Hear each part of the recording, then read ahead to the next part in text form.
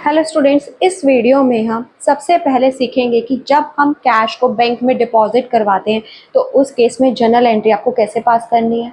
फिर हम सीखेंगे कि जब हम कैश को बैंक से विड्रॉ करवा रहे हैं तो उस केस में आपको जर्नल एंट्री कैसे पास करनी है।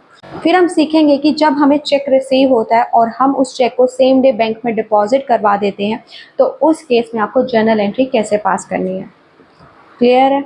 चलो स्टार्ट करते हैं। फर्स्ट ट्रांजेक्शन करते हैं। Cash is deposited into the bank. इस ट्रांजेक्शन में क्या हो रहा है, हम कैश को बैंक में डिपॉजिट करवा रहे हैं। तो कौन कौन से अकाउंट्स इफेक्ट हो रहे हैं इस ट्रांजेक्शन में। एक तो कैश डिपॉजिट करा रहे हैं तो कैश अकाउंट तो इफेक्ट हो रहा है। दूसरा कौन सा अकाउंट इफेक्ट हो रहा है इस ट्रांजेक्शन में, बैंक अकाउंट। अगर हम कैश को डिपॉजिट करा रहे हैं उससे क्या हो रहा है, बैंक अकाउंट इंक्रीज हो रहा है। क्लियर है कि कौन कौन से अकाउंट्स इफेक्ट हो रहे हैं, एक तो कैश अकाउंट, दूसरा बैंक अकाउंट। दोनों ही अकाउंट किस कैटेगरी में आते हैं, एसेट की कैटेगरी में आते हैं। और एसेट का रूल क्या कहता है, जो एसेट इंक्रीज हो रही है उसका अकाउंट हम क्या करेंगे, डेबिट, और जो एसेट डिक्रीज हो रही है उसका अकाउंट हम क्या करेंगे, क्रेडिट। तो इस ट्रांजेक्शन में क्या हो रहा है, कैश हम डिपॉजिट करा रहे हैं, कैश डिक्रीज हो रहा है तो कैश का अकाउंट क्या होगा, क्रेडिट। बैंक अकाउंट क्या हो रहा है इस ट्रांजेक्शन में, इंक्रीज हो रहा है तो बैंक अकाउंट को हम क्या करेंगे, डेबिट। तो एंट्री क्या बनेगी, bank account debit to cash account. Clear है कि इस ट्रांजेक्शन की जर्नल एंट्री क्या बनेगी। नेक्स्ट ट्रांजेक्शन करते हैं। जब हम बैंक में से कैश को विड्रॉ करवा रहे हैं, निकलवा रहे हैं, तो उस केस में जर्नल एंट्री क्या बनेगी, कौन कौन से अकाउंट्स इफेक्ट होंगे, सबसे पहले वो देखते हैं। हम क्या कर रहे हैं, कैश को निकलवा रहे हैं तो एक तो कैश अकाउंट इफेक्ट हो रहा है। कहां से निकलवा रहे हैं, बैंक अकाउंट में से निकाल रहे हैं तो कौन सा दूसरा अकाउंट इफेक्ट होगा, बैंक अकाउंट। क्लियर है। अब इन दोनों में से कौन सा अकाउंट डेबिट होगा, कौन सा अकाउंट क्रेडिट होगा वो देखते हैं। दोनों एसेट के अकाउंट है। एसेट का रूल क्या कहता है, एसेट इंक्रीज हो रही है तो अकाउंट को करेंगे हम डेबिट, और एसेट अगर डिक्रीज हो रही है तो अकाउंट को हम करेंगे क्रेडिट। तो इस केस में क्या हो रहा है, हम कैश को विड्रॉ करवा रहे हैं, कैश निकलवा रहे हैं तो कैश क्या हो रहा है, इंक्रीज हो रहा है तो कैश का अकाउंट क्या होगा, डेबिट। क्लियर है। ओके, कैश को हम बैंक अकाउंट में से निकलवा रहे हैं तो बैंक अकाउंट का बैलेंस क्या हो जाएगा, डिक्रीज। तो रूल क्या कहता है कि जब एसेट डिक्रीज होगी तो अकाउंट क्या होगा, क्रेडिट। क्लियर है। कौन सा अकाउंट डेबिट होगा, कौन सा अकाउंट क्रेडिट होगा। तो जो सा अकाउंट डेबिट होता है उसे हम पहले लिखेंगे cash account debit to bank account. Clear है कि विड्रॉल के केस में जर्नल एंट्री क्या बनेगी। नेक्स्ट ट्रांजेक्शन करते हैं।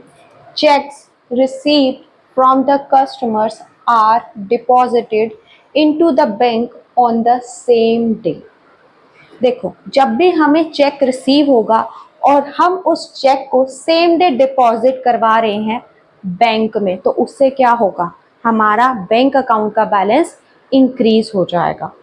दूसरा कौन सा अकाउंट इफेक्ट हो रहा है इस ट्रांजेक्शन में, कौन दे रहा है चेक, कस्टमर दे रहा है तो हम उस कस्टमर के नाम को भी रिकॉर्ड करेंगे। कस्टमर से मतलब क्या है हमारा, वो लोग जिसे हमने माल बेचा है। अब वो हमारी पेमेंट करा, इसका मतलब हमने उसे माल पहले उधार पे बेचा होगा, और जिसे हमने माल उधार पे बेचा है उसे हम क्या कहते हैं, डेटर।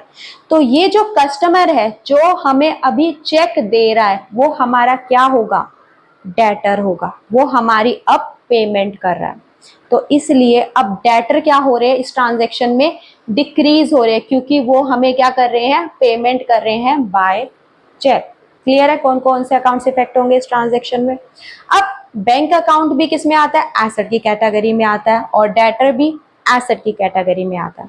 और एसेट का रूल क्या कहता है, एसेट इंक्रीज हो रही है तो अकाउंट को हम करेंगे डेबिट। तो कौन सा अकाउंट इंक्रीज हो रहा है, चेक रिसीव हो रहा है, हमने डिपॉजिट कराया, बैंक अकाउंट इंक्रीज हो गया तो बैंक अकाउंट क्या होगा, डेबिट। अब उस पर्सन ने हमारी पेमेंट कर दी है, अब डेटर क्या हो रहे हैं, डिक्रीज हो रहे हैं, और एसेट डिक्रीज होती है तो अकाउंट क्या होता है, क्रेडिट। क्लियर है। तो एंट्री क्या बनेगी, कौन सा अकाउंट डेबिट हो रहा है, बैंक अकाउंट। तो पहले हम क्या लिखेंगे, बैंक अकाउंट डेबिट टू उस पर्सन का आप यहां पर नाम लिखोगे जिसने हमारा पैसा अब दिया है। क्लियर है? एक एग्जाम्पल करते हैं। A cheque is received from Arun and deposited into the bank on the same day. हमें चेक मिला है अरुण से और हमने सेम डे बैंक में डिपॉजिट करवा दिया। तो कौन कौन से अकाउंट इफेक्ट होंगे? बैंक अकाउंट इंक्रीज हो जाएगा। चेक किसने दिया है? अरुण ने दिया है। अरुण कौन है? हमारा डेटर है, ठीक है, उसने अब हमारा पैसा दे दिया, इसलिए अब डेटर क्या हो रहे हैं? डिक्रीज हो रहे हैं। तो दूसरा कौन सा अकाउंट इफेक्ट हो रहा है? अरुण का, ठीक है। अब कौन सा अकाउंट डेबिट होगा, कौन सा अकाउंट क्रेडिट होगा? बैंक अकाउंट इंक्रीज हो रहा है, अकाउंट क्या होगा? डेबिट। अरुण कौन है? डेटर है, अब वो हमारा पैसा दे रहा है, तो डेटर क्या हो रहा है? डिक्रीज, अकाउंट क्या होगा? क्रेडिट। तो जर्नल एंट्री क्या बनेगी इस ट्रांजेक्शन की? Bank account debit to Arun. Clear है?